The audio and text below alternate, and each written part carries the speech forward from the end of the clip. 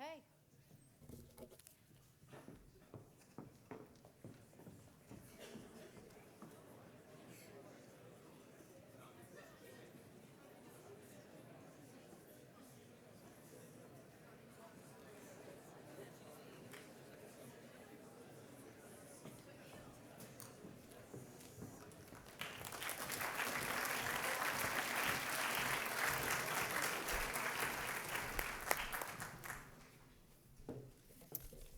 Our first speaker this morning is Tim Leathery. He came to Academy in kindergarten. His father was a graduate of the class of '84. His brother Dan graduated in 2012, and he lives in Upper Arlington.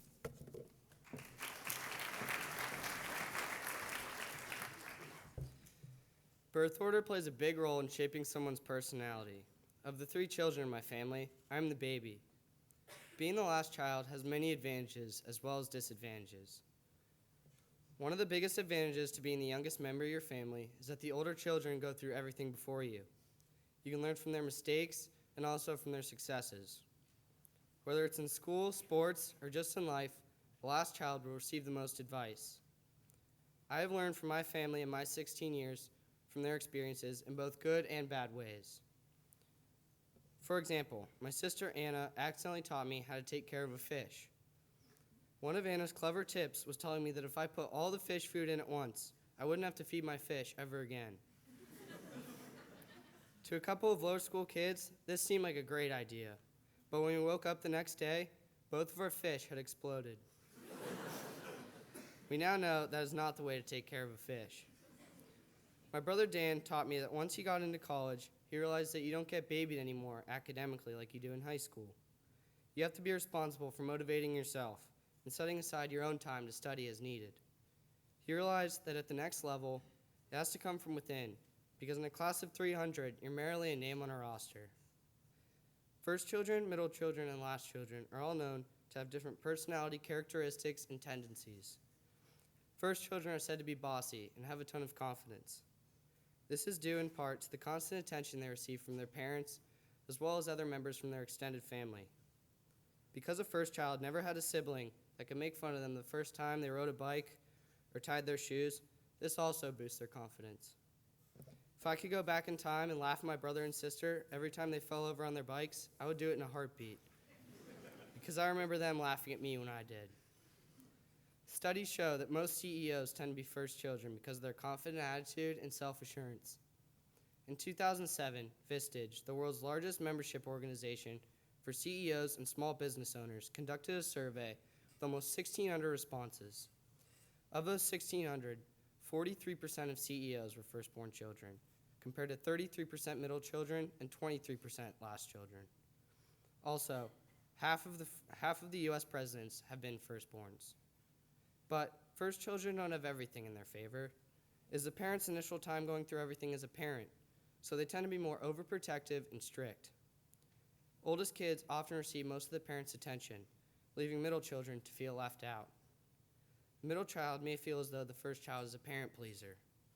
To compensate for this, they might try and rebel to get attention. A good example of this is Miley Cyrus.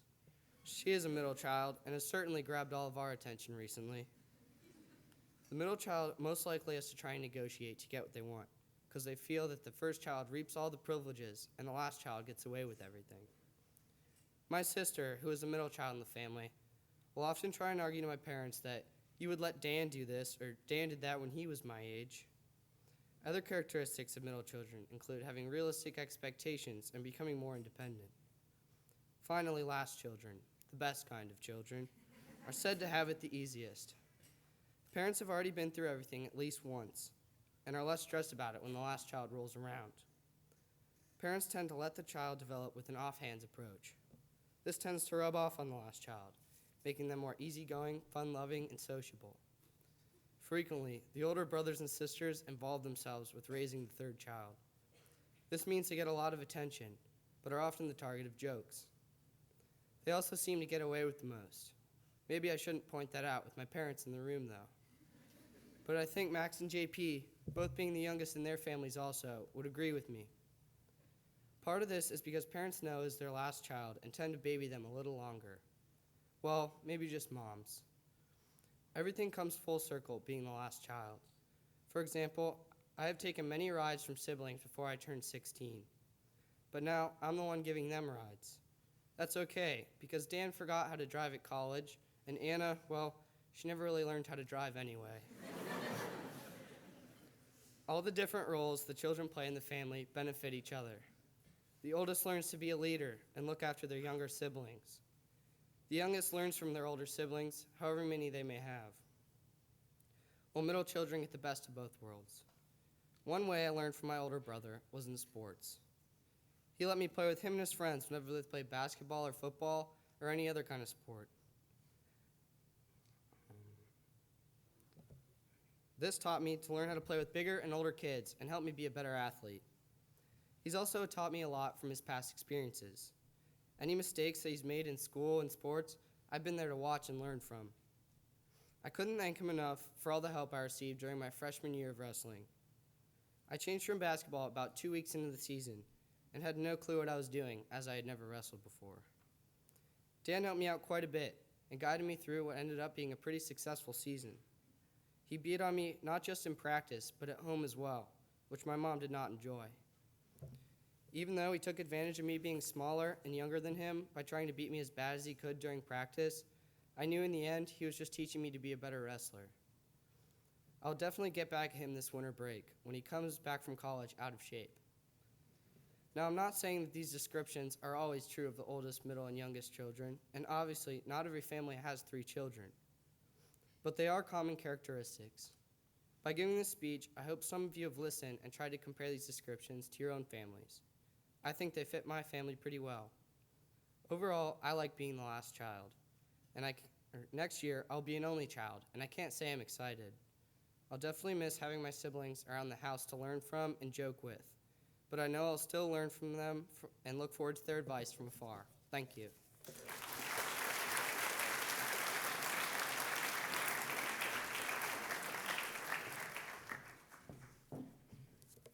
Our next speaker this morning is John J.P. Perini. He came to us in pre-K. He has a grandfather from the class of 61, father from the class of 81, and a brother, Chris, who graduated in 2012. He lives in New Albany.